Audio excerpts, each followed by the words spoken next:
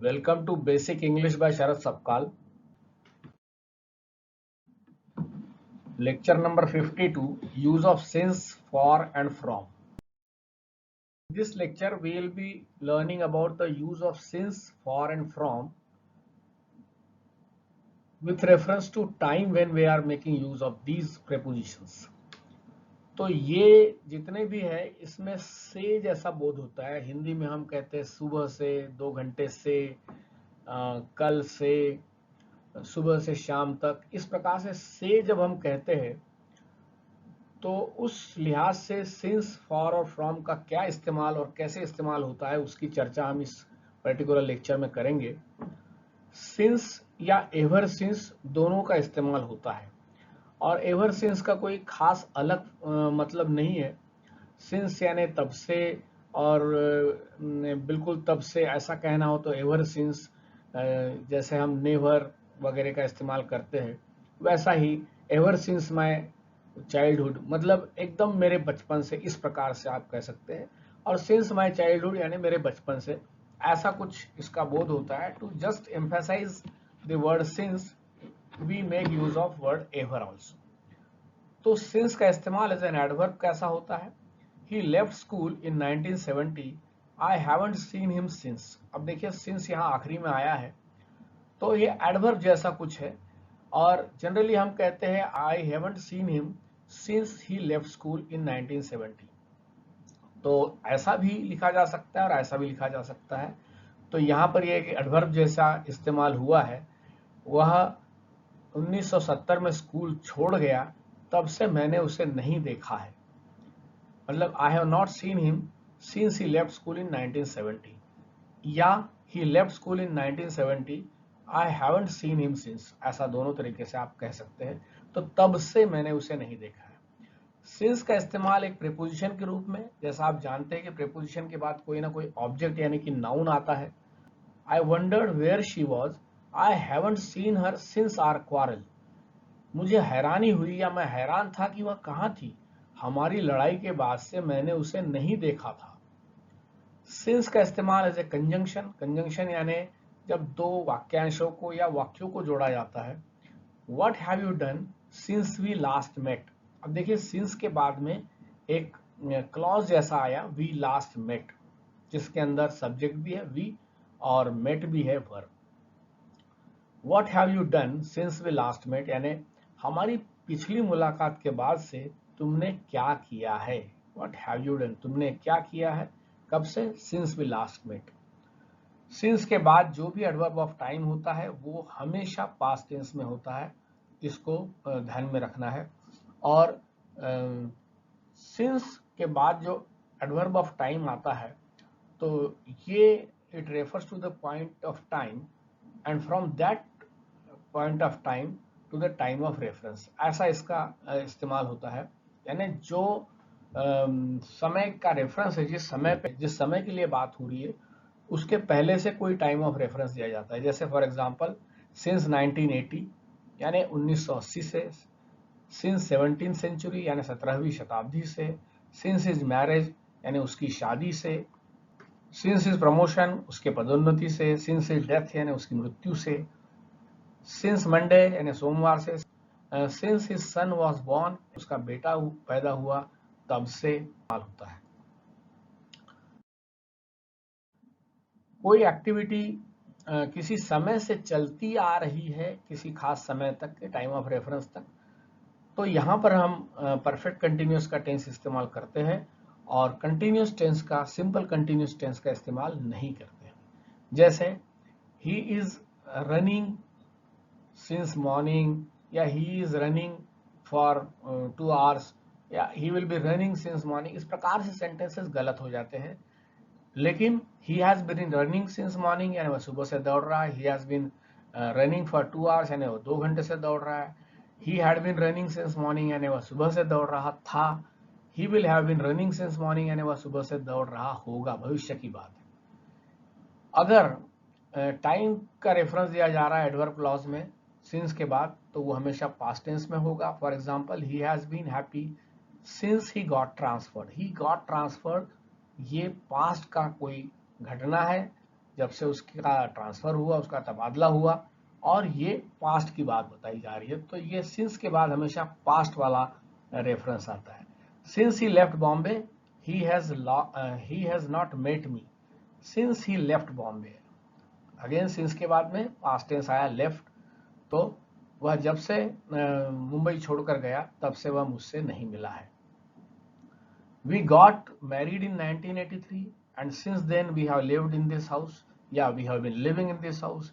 Yeah, we have lived in this house since we got married. Yeah, we got married in 1983 and we have been living in this house. Yeah, we have lived in this house. ऐसा किसी भी वाक्य का अर्थ यही होता है कि हमारी शादी 1983 में हुई थी और तब से हम इस घर में रह रहे हैं। हाँ देखिए, we joined the class in March 2007. We have since studied English. यानी हमने मार्च 2007 में कक्षा ज्वाइन की थी और तब से हम अंग्रेजी पढ़ रहे हैं। कक्षा ज्वाइन की थी भी कह सकते हैं, या हमने कक्षा ज्वाइन की। सिंस का अर्थ तब से होता है। For example, I have been here since, मैं तब से यहाँ हूँ। I have been here since, इसके माने मैं तब से यहाँ हूँ। I have not seen him since, यानी मैंने तब से उसे नहीं देखा। लेकिन since का इस्तेमाल जब से कहने के लिए भी होता है, जैसा since he returned from Delhi, he has not been well, यानी वह जब से दिल्ली से लौट आया तब से वह स्वस्थ नहीं है। प्रेजेंट परफेक्ट टेंस में इसका इस्तेमाल होता है, जैसा कि पहले भी हमने चर्चा की है। I have never seen him since I met you, जब से मैं तुमसे मिला हूं मैंने उसे नहीं देखा है या कभी नहीं देखा है। I have not met him since the marriage of his sister, उसकी बहन की शादी से उसकी बहन की शादी के बाद से मैं उससे नहीं मिला हूँ। She has lived here since 1920, इसका मतलब वो अभी भी रह रही है। तो she has lived here since 1920 मतलब वह 1920 से यहाँ रह रही है। He has been absent since Monday, यहाँ पर is absent नहीं होगा, has been आएगा क्योंकि समय दे रहे हो। वह सोमवार से अनुपस्थित है। She lived here since 1920, ऐसा गलत हो जाएगा क्योंकि 1920 में यहाँ रहती थी, इसका ऐसा ट्रांसलेशन नहीं होता, ये गलत वाक्य है। सिंस का इस्तेमाल पास्ट इंडेफिनेट के अंदर नहीं आता है। प्रेजेंट परफेक्ट कंटिन्यूस में हम इसका इस्तेमाल कर सकते हैं। He has been torturing his wife since she was married, जब वह अपनी पत्नी को तब से तंग कर रहा है जब से उसकी शादी हुई थी। The sun has been shining since morning, सूरज सुबह से चमक रहा है। He has been sleeping since he returned, वह लौटने के बाद से सो रहा है। इस प्रकार के सेंटेंसेस हम प्रेजेंट परफेक्ट कंटिन्यूस टेंस में भी सिंस का इस्तेमाल करके कर सकते हैं। पास्ट परफेक्ट टेंस में हम कर सकते हैं He had been in Bombay since his birth, वह अपने जन्म से ही मुंबई में था। कब था? जिस समय का रेफरेंस हो रहा है, जिस समय की बात हो रही है, जिस समय की बात वक्ता और श्रोता दोनों को पता है, तब हम कह रहे हैं कि वो जन्म से ही मुंबई में था। I had worked in Pune since 1980, मैं 1980 से पुणे में काम कर रहा था। कब तक? जब तक का बात रेफरेंस के अंदर आ रही है। पास्ट परफेक्ट कंटिन्यूस में भी इसका इस्तेमाल होता है। She had been nourishing him since his birth, वह उसके जन्म से उसका पालन पोषण कर रही थी। I had been teaching this boy since morning, मैं सुबह से उस लड़के को पढ़ा रहा था। फ्यूचर परफेक्ट कंटिन्यूस में होता है I shall have been watering this garden since 12 noon, मैं दोपहर 12 बजे से बगीचे में पानी डालता रहा होऊंगा, इस प्रकार से। के बाद में फॉर का इस्तेमाल समय का अंतराल या समय की लेंथ बताने के लिए होता है। कितने लंबे समय, कब से नहीं बताते, कितने लंबे समय से बताते। For example, for 10 years, for 3 hours, for a couple of years, for a couple of weeks, इस प्रकार के सेंटेंसेस होता है। फॉर ए लॉन्ग पीरियड, काफी लंबे समय से। फॉर 10 minutes, 10 मिनटों से। She has been an IPS officer for 3 years, यानी वह 3 वर्षों से IPS ऑफिसर है, अधिकारी है और अभी भी है। He has been suffering from fever for 2 days, वह 2 दिनों से बुखार में है। He has been running for 2 hours, वह 2 घंटे से दौड़ रहा है। He had been running for 2 hours, वह 2 घंटे से दौड़ रहा था। He would have been running for 2 hours, यानी वह 2 घंटे से दौड़ रहा होगा, शायद दौड़ रहा होगा, मतलब अभी भी दौड़ रहा होगा, इसीलिए वुड का इस्तेमाल हो गया है। प्रेजेंट परफेक्ट टेंस में भी इसका इस्तेमाल होता है। I have studied in the school for 2 years, मतलब अभी भी पढ़ रहा हूँ, मैं 2 साल से स्कूल में पढ़ रहा हूँ या पढ़ रही हूँ, इस प्रकार से स्पीकर देख करके। She has not played kho kho for about 10 years, उसने लगभग 10 सालों से खो खो नहीं खेली है। ऐसे सेंटेंसेस हम इसमें इस्तेमाल कर सकते हैं with the use of for. Present perfect continuous में हो सकता है, मैं 4 दिनों से इस होटल में ठहरा हुआ हूँ, I have been staying in this hotel for 4 days, इस प्रकार से। पास्ट टेंस में कभी भी इसका जो फॉर का इस्तेमाल होता है वो टर्मिनेटेड पीरियड के लिए होता है। यहाँ वो ऐसा इस्तेमाल होता है से न होते हुए, के लिए, उतने साल के लिए, उतने समय के लिए, ऐसा होता है। For example, I lived in this house for 4 years, यानी मैं इस घर में 4 साल रहा, या 4 साल के लिए रहा, या 4 साल तक रहा। अब ये टर्मिनेटेड पीरियड है, पीरियड इज ओवर, अब नहीं रहता हूँ। He worked in Bombay for 3 years, उसने 3 साल के लिए या 3 साल तक बॉम्बे में काम किया। ही वर्कड, करता था या किया, दोनों कह सकते हो आप। आई स्लेप्ट फॉर 2 hours, यानी मैं 2 घंटे सोया, 2 घंटे के लिए सोया, कुछ भी कह सकते हो। इसमें ध्यान में रखना है कि वो जो क्रिया का वक्फा है, क्रिया का समय है, वो खर्च हो चुका है, खत्म हो चुका है। और इसका इस्तेमाल पास्ट टेंस में जब फॉर का इस्तेमाल होता है तो इसी लिहाज से होता है। पास्ट परफेक्ट टेंस में फॉर का इस्तेमाल, इन 1980 I had lived in Bombay for 10 years, यानी 1980 में मैं मुंबई में 10 सालों से रह रहा था, इस प्रकार से। सिंपल फ्यूचर टेंस में भी इसका इस्तेमाल होता है। ये सारे सेंटेंसेस हमने पहले भी कवर किए हैं। अब फ्रॉम का इस्तेमाल जो है वो हम सिंस का इस्तेमाल तो तब करते हैं कोई एक्शन जो है अभी भी हो रही है या पॉइंट ऑफ रेफरेंस तक हो रही थी, ऐसा जब हम कहते हैं। He has been staying in Nagpur since 1988, मतलब 1988 से वह नागपुर में रह रहा है, मतलब अभी भी रह रहा है।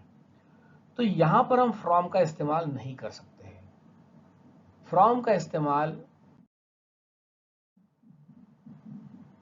जब स्टार्टिंग ऑफ एक्शन और फिनिशिंग ऑफ एक्शन हो गई है तब, टर्मिनेटेड पीरियड के लिए। He stayed in Nagpur from 1988 to 1999, इस प्रकार से। जैसे हमने पहले फॉर का इस्तेमाल देखा था तो उसमें समय बताते थे, और यहाँ पर फ्रॉम में हम शुरुआत और अंत दोनों का जिक्र करें, दोनों समय का जिक्र करेंगे। वह 1988 से 1999 तक नागपुर में रहा। कभी कभी इसका इस्तेमाल टू और टिल के साथ या कभी कभी उनके बिना भी होता है, लेकिन ध्यान में रखना है कि फ्रॉम का इस्तेमाल परफेक्ट टेंसेस में नहीं होता है। जैसे आई वर्क फ्रॉम 7 to 10, मतलब मैं 7 से 10 तक काम करता हूँ। I will work from 7 to 10, यानी मैं 7 से 10 तक काम करूंगा। आई वर्क फ्रॉम 7 to 10, यानी मैं 7 से 10 तक काम किया या मैंने 7 से 10 तक काम किया। He plays from morning till evening, वह सुबह से शाम तक खेलता है, उसका स्वभाव बताया गया है। This office is open from 10 to 5, यह दफ्तर सुबह 10 बजे से शाम 5 बजे तक खुला रहता है। आई कमेंस्ड वर्क फ्रॉम 1 जनवरी, मैंने 1 जनवरी से काम शुरू किया। अब यहाँ देखिए कमेंस्ड पास्ट टेंस की बात हो रही है और यहाँ फ्रॉम का इस्तेमाल कर सकते हो। From 4 to 6 she was washing clothes या शी वॉश्ड क्लोथ्स, यानी उसने कपड़े धोए या वह कपड़े धो रही थी, जैसा भी आप इसका इस्तेमाल करेंगे। The next batch will start from 5 April, अगला बैच 5 अप्रैल से शुरू होगा। He will work from next Monday to next Friday, वह अगले सोमवार से अगले शुक्रवार तक काम करेगा। यहाँ देखिए फ्रॉम का इस्तेमाल टू के साथ हुआ है। I will be staying here from 19th to 24th दिसंबर, मैं यहाँ 19 से 24 दिसंबर तक रहूंगा। इस प्रकार के सेंटेंसेस फ्रॉम के इस्तेमाल से होते हैं। फ्रॉम का इस्तेमाल परफेक्ट टेंस में कुछ लोग कहते हैं कि किया जा सकता है, लेकिन जो एस्टेब्लिश्ड ग्रामर के रूल्स है उसके अनुसार फ्रॉम का इस्तेमाल परफेक्ट टेंस में करना उचित नहीं है। पर मैं इसको समाप्त कर रहा हूं और please support the channel by subscribing and offer your comments for the betterment of presentations. Thank you very much.